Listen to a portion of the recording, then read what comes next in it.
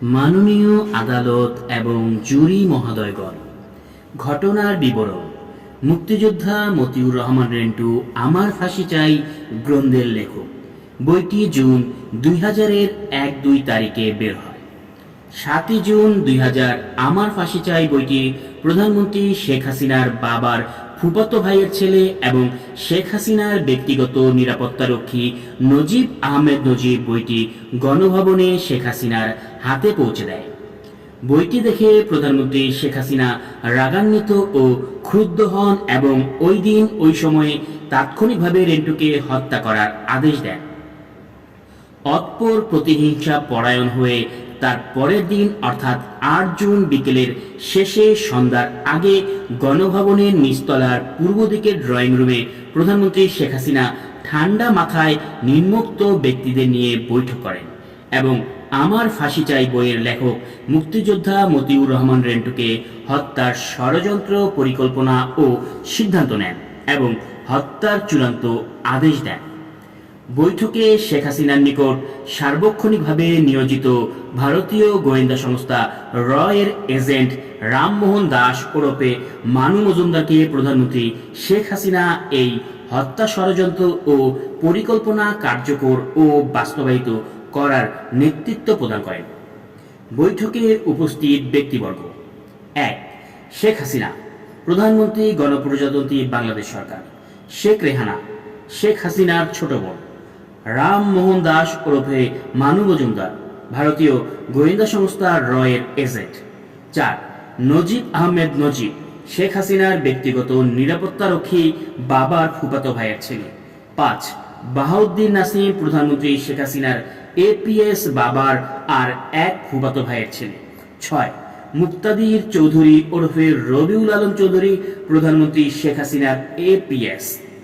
7. বজলুর রহমান, প্রধানমন্ত্রী শেখ হাসিনার লিয়াজু অফিসার। মুক্তিযোদ্ধা মতিউর রহমান রেন্টু হত্যা ষড়যন্ত্র ও পরিকল্পনা কার্যকর ও বাস্তবায়িত করার অগ্রগতি সম্পর্কে প্রধানমন্ত্রী শেখ হাসিনা ও শেখ রেহানাকে অবহিত করার সার্বক্ষণিক দায়িত্ব দেওয়া হয় নজিব আহমেদ নজিবকে। হত্যা পূর্ববর্তী ও পরবর্তী সকল বিষয়ে তদারকি ও সার্বিক সাহায্য সহযোগিতার দায়িত্ব দেওয়া হয় যৌথভাবে প্রধানমন্ত্রী শেখ হাসিনার পিএস ও এপিএস এবং লিয়াজু অফিসার যথাক্রমে মুক্তাদির চৌধুরী ও বাহাউদ্দিন নাসিম এবং বজলুর রহমানকে। অতঃপর আমার ফাঁসি চাই গ্রন্থের লেখক মুক্তিযোদ্ধা মতিউর রহমান রেন্টুকে হত্যা করার ষড়যন্ত্র ও পরিকল্পনা কার্যকর ও বাস্তবায়িত করার কাজে সকলে মিলে নিয়োজিত হন। এরা মুক্তিযোদ্ধা মতিউর রহমান রেন্টুকে হত্যা করার জন্য যোগাযোগ করে ঢাকা সিটি কর্পোরেশনের নগর ভবনের বেআইনি অস্ত্রধারী সন্ত্রাসী টেন্ডারবাজ গ্রুপের সাথে। নগর ভবনের বেআইনি অস্ত্রধারী সন্ত্রাসীদের সাথে রামমোহন দাস ওরফে মানু মজুমদারের নেতৃত্বে নজিব আহমেদ, বাহাউদ্দিন নাসিম, মুক্তাদির চৌধুরী, বজলুর রহমান বৈঠক করে। ওই বৈঠকে সন্ত্রাসী বেআইনি অস্ত্রধারীদের জানানো হয় যে প্রধানমন্ত্রী শেখ হাসিনা এবং শেখ রেহানা মুক্তিযোদ্ধা মতিউর রহমান রেন্টুকে হত্যার নির্দেশ দিয়েছেন। তোমরা মুক্তিযোদ্ধা মতিউর রহমান রেন্টুকে হত্যা করলে সিটি কর্পোরেশনের একচাটিয়া টেন্ডারবাজি সহ প্রধানমন্ত্রী শেখ হাসিনার পক্ষ থেকে অন্যান্য সকল বিশেষ সুযোগ সুবিধা দেওয়া হবে। অতঃপর আসামিরা সকলে মিলে হত্যা করার জন্য বিভিন্ন জায়গায় মুক্তিযোদ্ধা মতিউর রহমান রেন্টুকে খুঁজতে শুরু করে। বিভিন্ন জন ও সূত্র থেকে এই সংবাদ জানতে পেরে মুক্তিযোদ্ধা মতিউর রহমান রেন্টু স্ত্রী কন্যাদের নিয়ে গা ঢাকা দেন, আত্মগোপন করেন।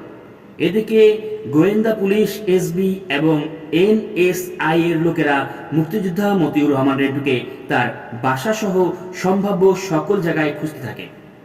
এসবি এবং এনএসআই এর বক্তব্য ছিল, আমরা মুক্তিযোদ্ধা মতিউর রহমান রেন্টুর সাথে দেখা করতে চাই এবং আমার ফাঁসি চাই বই চাই। পাশাপাশি প্রধানমন্ত্রী শেখ হাসিনার লেলিয়ে দেয়া বেআইনি অস্ত্রধারী ঘাতকের দল বিভিন্ন স্থানে মুক্তিযোদ্ধা মতিউর রহমান রেন্টুকে হত্যার জন্য হন্যে হয়ে খুঁজতে থাকে। দিন দশেক পরে 19 জুন মায়ের অসুস্থতার কারণে মুক্তিযোদ্ধা মতিউর রহমান রেন্টু স্ত্রী কন্যা সহ 62 বিকে দাস রোড ফরাশগঞ্জ সূত্রাপুর ঢাকার বাসায় ফিরে আসে।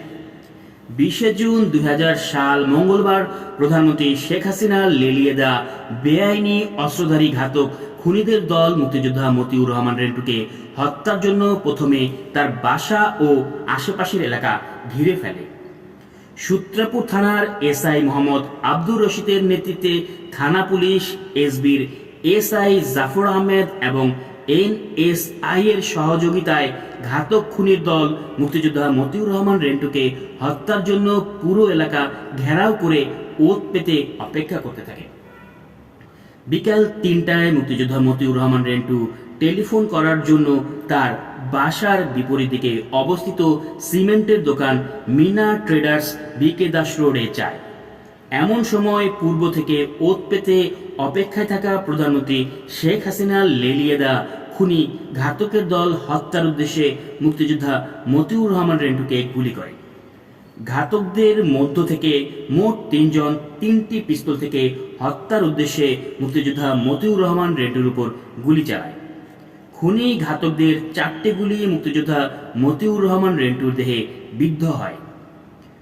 মহান সৃষ্টিকর্তা দয়াময় পরম দয়ালু আল্লাহ রাব্বিল আলামিন তার অপার মহিমা, রহমত, বরকত এবং কুদরত দ্বারা মুক্তিযোদ্ধা মতিউর রহমান রেন্টুকে ঘাতকের বুলেটে আহত অবস্থায় প্রাণে বাঁচিয়ে দেন। আল্লাহ পাক তার বান্দাকে বাঁচিয়ে রাখলে কারো পক্ষে ওই বান্দাকে হত্যা করা অসম্ভব। তামাম জাহানের মালিক মহান আল্লাহ পাক এর দয়া, কুদরত এবং সাহায্যের ফলে মুক্তিযোদ্ধা মতিউর রহমান রেন্টু প্রধানমন্ত্রী শেখ হাসিনার লেলিয়ে দেওয়া খুনি ঘাতকদের 4টি বুলেটে আহত অবস্থায়ও প্রাণ নিয়ে সবার অলক্ষ্যে পালিয়ে যেতে সক্ষম হন। ঘাতকেরা উল্লাস করতে করতে মোটর সাইকেলে করে সূত্রাপুর থানার দিকে চলে যায়। অতঃপর সূত্রাপুর থানার এসআই মোহাম্মদ আব্দুর রশিদের নেতৃত্বে কতিপয় থানা পুলিশ, এসবির এসআই জাফর আহমেদের নেতৃত্বে এসবি এবং এনএসআই এর লোকজন ঘটনাস্থলে পড়ে থাকা ঘাতকের গুলির খোসা কুড়িয়ে নিয়ে মিনা ট্রেডার্সের মেঝে পড়ে থাকা মুক্তিযোদ্ধা মতিউর রহমান রেন্টুর রক্ত ধুয়ে মুছে পরিষ্কার করে ঘটনাস্থল ত্যাগ করে। অতঃপর ঘাতকের দ্বিতীয় দল এসে মুক্তিযোদ্ধা মতিউর রহমান রেন্টুর লাশ খুঁজতে থাকে। লাশ না পেয়ে ঘাতক খুনিরা ঘটনাস্থলের লোকজনকে লাশ কোথায় জিজ্ঞেস করলে লোকজন জানি না বলে উত্তর দিলে অবৈধ ও বেআইনি অস্ত্রধারী সন্ত্রাসী খুনির দল অস্ত্র বের করে স্থানীয় লোকজনকে শাসিয়ে বলতে থাকে, লাশ দে, নইলে তোদের মেরে ফেলব। তখন জনসাধারণ প্রাণের ভয়ে যে যেদিকে পারে পালিয়ে যায়। অতঃপর খুনি ঘাতকের দল ঘটনাস্থল ও আশপাশের দোকান ও বাড়িঘরে মুক্তিযোদ্ধা মতিউর রহমান রেন্টুর লাশের জন্য তল্লাশি চালায়, কিন্তু তারা লাশ খুঁজে পেতে ব্যর্থ হয়। অতঃপর খুনির দল মুক্তিযোদ্ধা মতিউর রহমান রেন্টুর স্ত্রী ও নাবালিকা কন্যাদের অপহরণ করে নিয়ে যাওয়ার চেষ্টা চালায়, কিন্তু এলাকার শত শত লোক ঘটনাস্থলে এগিয়ে এলে খুনি ঘাতকদের নারী ও শিশু অপহরণের প্রচেষ্টা ব্যর্থ হয়।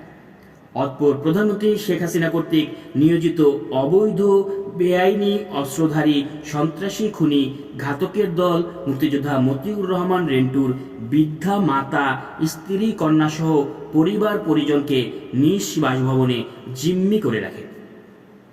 এদিকে আহত অবস্থায় মুক্তিযোদ্ধা মতিউর রহমান রেন্টু নৌকা যোগে মিলবেড়া বিকে রোড এ মনু ভাইয়ের বাসায় গিয়ে ওঠে এবং মনু ভাইয়ের প্যান্ট ও শার্ট পরে সেগুনবাগিচায় ঢাকা রিপোর্টার্স ইউনিটে গিয়ে সাংবাদিক সম্মেলন করে। আমার ফাঁসি চাই নামক বই লেখার কারণে প্রধানমন্ত্রী শেখ হাসিনা রেন্টুকে হত্যা করার জন্য ভাড়াটিয়া খুনিদের দিয়ে গুলি করিয়েছেন এবং যে কোনো মুহূর্তে তাকে পুনরায় হত্যা করা হবে মর্মে বয়ান দেন এবং হত্যার উদ্দেশ্য গুলি করে আহত করা এবং তার মৃত্যুর জন্য প্রধানমন্ত্রী শেখ হাসিনাই দায়ী মর্মে ঘোষণা দেন। হত্যা প্রচেষ্টা, গুলি, বোমা, অপহরণ এবং জিম্মি আটক ঘটনার 10 দিনের মাথায় 30 জুন 2000 সাল শেখ হাসিনা সরকার আমার ফাঁসি চাই বইটি নিষিদ্ধ ও বাজেয়াপ্ত করে। 30শে জুন দেশের সকল জাতীয় দৈনিকে প্রকাশিত হয়। মতিউর রহমান রেন্টু কর্তৃক লেখা আমার ফাঁসি চাই নামক বইটিতে সরকারের বিরুদ্ধে ঘৃণা ও বিদ্বেষপূর্ণ এবং বৈরিতা উদ্বেগকারী বিষয়বস্তু থাকায় বইটির সমুদয় কপি বাজেয়াপ্ত করা হয়েছে এবং এর পরবর্তী প্রকাশনা, বিক্রয়, বিতরণ ও সংরক্ষণ নিষিদ্ধ করা হয়েছে। তথ্য বিবরণী।